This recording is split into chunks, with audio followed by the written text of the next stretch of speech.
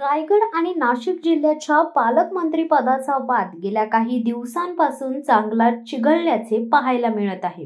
नाशिक जिल्ह्यासाठी भाजपचे गिरीश महाजन आणि रायगडमध्ये अजित पवार गटाच्या आदिती तटकरे यांची 18 जानेवारीला पालकमंत्रीपदी नियुक्ती केल्यानंतर शिवसेनेत प्रचंड नाराजी पसरली होती। त्याच रात्री शिवसेना शिंदे गटाचे मंत्री भरत गोगावले यांचे समर्थक थेट मुंबई गोवा महामार्गावर उतरले।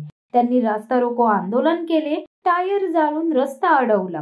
तर नाशिकमध्ये देखील दादा भुसे यांच्या समर्थकांनी नाराजी व्यक्त केली।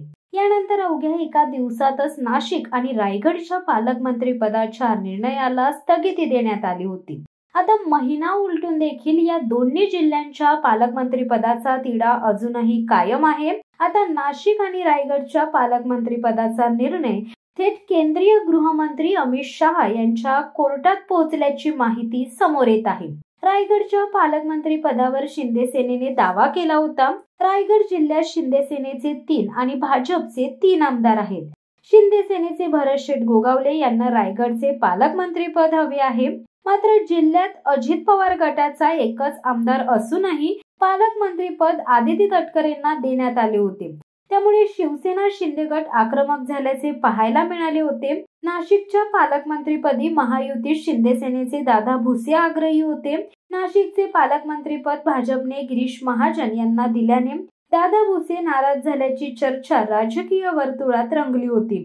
तर दुसरीकडे नाशिकमध्ये राष्ट्रवादी अजित पवार गटाचे सर्वाधिक आमदार असल्याने पालकमंत्रीपद राष्ट्रवादीला मिळावे असे म्हणत कृषी मंत्री माणिकराव कोकाटे यांनी दावा ठोकला होता।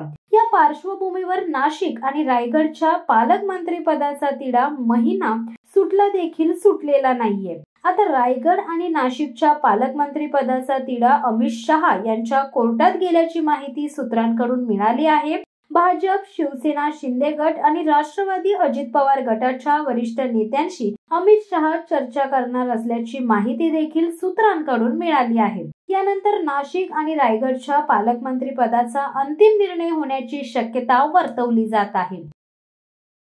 शिवसत्ता टाइम्स न्यूज ब्युरो, रायगड। धडक बेधडक वृत्त देणाऱ्या आपल्या शिवसत्ता टाइम्स न्यूज चॅनलला लाल बटन दाबून सबस्क्राईब करा आणि बेल आयकॉनला क्लिक करायला विसरू नका।